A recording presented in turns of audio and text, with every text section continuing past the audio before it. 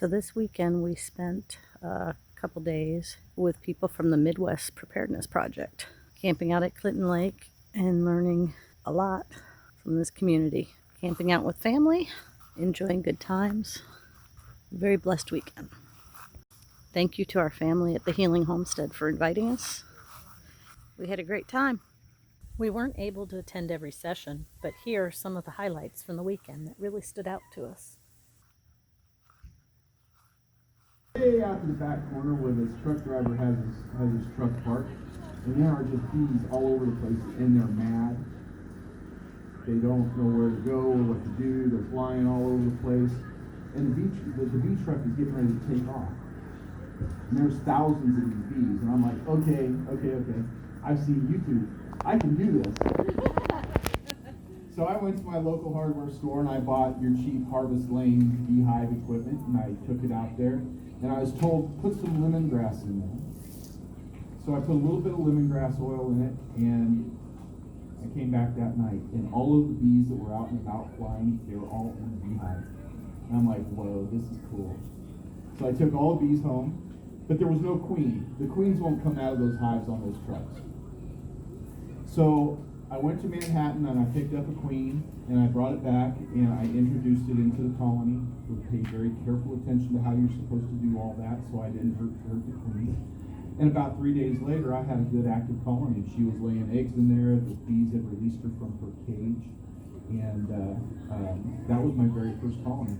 And I sat out there, I don't know, probably 2 or 3 months and just watched them. Just sat on my bench and watched them come and go, pulling in pollen, building pollen. Rough with beekeeping. And the reason I say that is because you get what I call bipolar winters. One day it might be 20 degrees, and the next day you might hit 70 degrees. And then it'll turn around and drop down to 30 degrees in 4 hours. So let's say you have your chicken coop right here. This is an aerial view. Everybody see that rectangle? That's the chicken coop. I'm not even going to try to draw a chicken. But so I have my chicken coop right here. Let's say this is a completely stationary system. And the bottom of my chicken coop, I always have bedding. So I'm using whatever kind of bedding that I have access to. It could be straw, could be the hay that the cows knocked out of the ring, it could be wood chips, it could be anything. After a week, after the animals have pooped on that bedding for a week, it's going to come out of the cage, or out of the chicken coop, and go into the first week cage. Now this cage is going to be, I do a mix of welded wire, or woven wire, plus hardware cloth or chicken wire around the inside. And it needs to be at least big enough to hold a cubic yard of compost. If it's any less than that, then you're not going to be able to house enough. You're not going to be able to house the microbes. If it's bigger than 3 cubic yards, then you have compost fires. So this cage needs to be somewhere between 1 to 3 cubic yards in volume. And then this is where you feed the chickens every single day. No matter what you feed them everything but chicken. Everything enters this first week compost cage. And then after a week, this flips forward, no longer in the cage. The compost is only in the cage in that first week. So this flips out of the cage, goes forward into your second week compost cage. The week-old bedding goes into the first compost cage, and then now you have 2 overall piles. Is everybody tracking? How tall is your cage that you're putting the compost? That's up to you. So it needs to be short enough for the chickens to be able to get in and out. Right. So like I think the last one I made was 18 inches tall, and if I laid it flat, the circumference was like 20 some feet. Okay. But just do the calculation. Gotcha. Figure out and I would do like 1.5 cubic yards, just so that way like things will settle. If you do exactly 1 cubic yard, after everything settles, you no longer have that cubic yard. Okay. Anywhere between 1 to 3 cubic yards. Okay. Good? Yes. Cool. All right, so then another week passes. Your chickens are over here. I guess I will draw a chicken. Your chickens are over here. Oh, jeez. There we go. Your chickens are over here. They're scratching through the second week compost pile. They're getting whatever they didn't get from eating out of here. They're also starting to get some of the bacteria and the microbes that are within that compost cage. That's going to be coming in handy when it comes to eliminating their feed bill. So another week passes. Ooh, bumped it. Another week passes. This flips this way. The first week compost cage flips to the second week, and then the week-old bedding goes into the first week compost cage. And then chickens really, really love this one.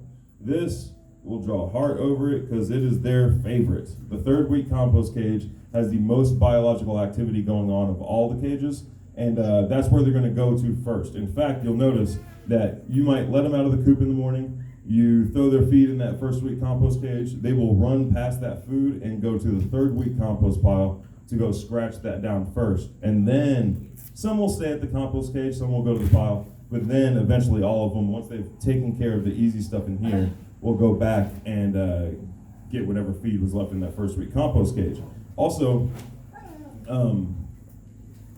yeah, I guess we'll do another flip. So another flip finally happens, right? And now you have your fourth week compost cage, and this is finished compost at this point. So what started off as a very high carbon input here at the beginning, it got pooped on, added nitrogen, but it was only pooped on one layer, right? And then it got added to this compost cage where you started adding more ingredients. Food waste, everything that's not chicken. Because somebody's gonna ask me, and it's perfectly fine, but somebody's gonna ask me, can I put this in that first week compost cage? And the answer is 100% always going to be everything but chicken. I just don't want cannibal chickens. Everything else is an option. So you put in your week-old bedding here.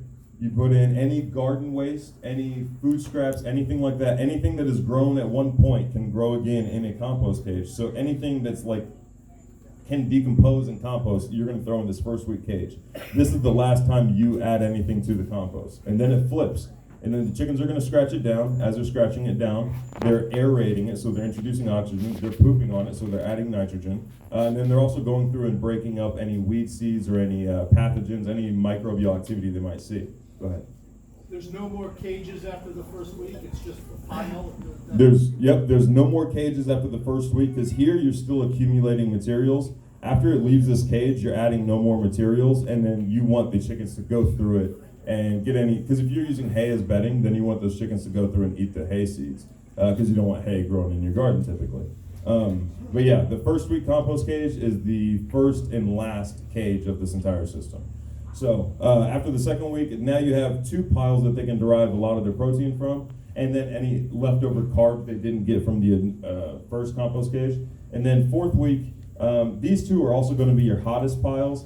The fourth week pile is going to be on that decline of cooling down. So once you get the fourth week pile, you can flip it out of the system, put it in a pile, and let it come down to ambient temperature. Let the center of that pile come down to ambient temperature.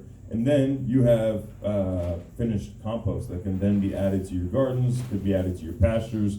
You can fix all of your farm issues, whether it be fertility, pests.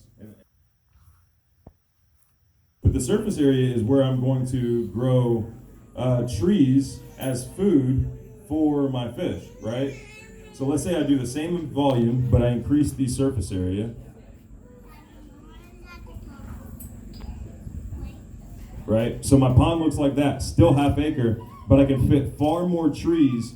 I can roughly twice to 3 times the amount of trees on this pond just by increasing the edge. I'm not taking up any overall space. I'm not taking up any more space. All I'm doing is increasing the edge, which gives me more opportunity. It's utilizing the edge effect to increase production. So let's say I needed a total amount of 30 mulberry trees planted around this pond to attract insects and to drop fruit into the pond to feed my fish, but 30 won't fit on this pond. I could redesign the pond to increase the edge. Now I can fit 60 mulberry trees on this pond, just because same volume, same amount of space taken up, I just increased the edge and allowed more things to grow along the edge of that pond.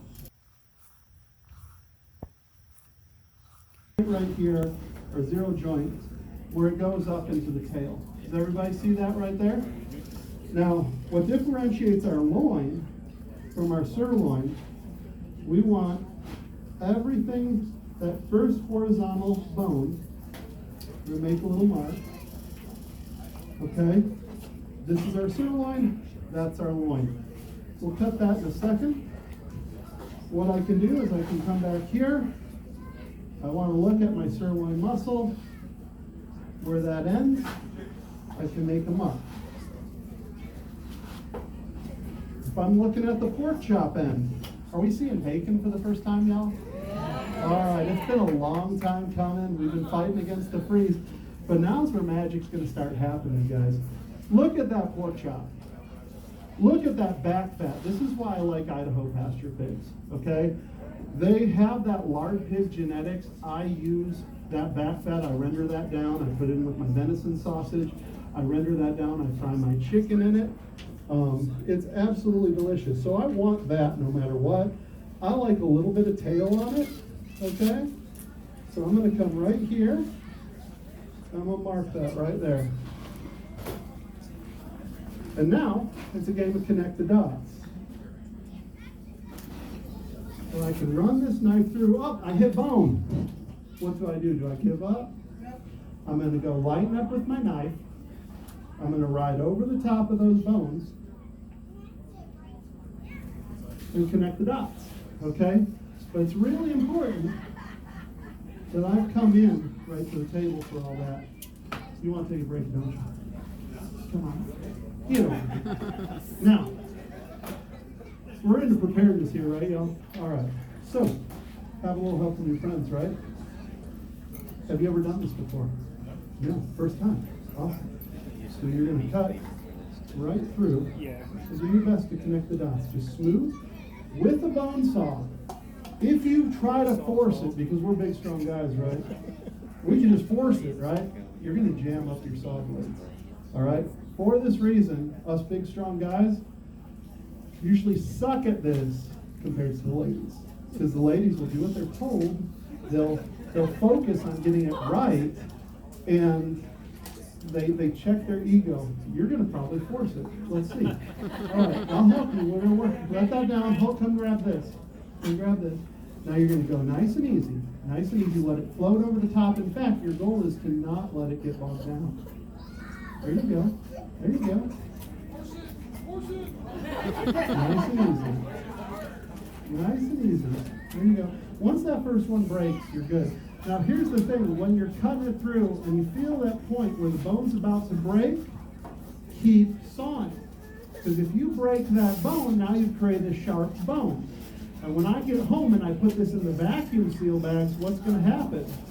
That sharp bone's going to go right through my vacuum bag, and if I get lazy and don't have ribs in the next 2 weeks, I'm going to get freezer burned ribs. I'm going to be so sad, and my dogs are going to be so happy.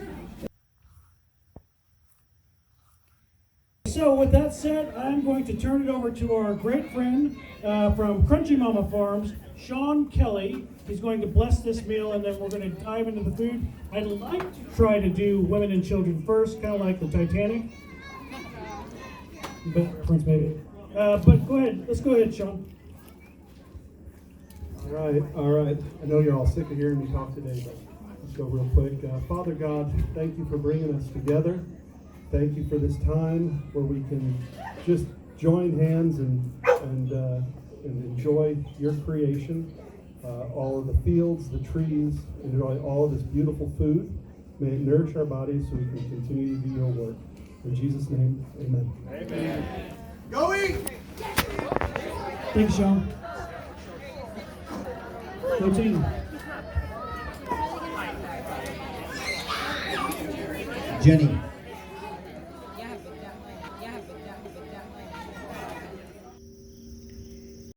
I think my only complaint is that we didn't come early enough. They kept us busy. And now that we're packing to leave, we actually hiked down to the lake. And this is my jam. I would have been down here a lot. So definitely thinking of coming back to this lake and camping. This is beautiful.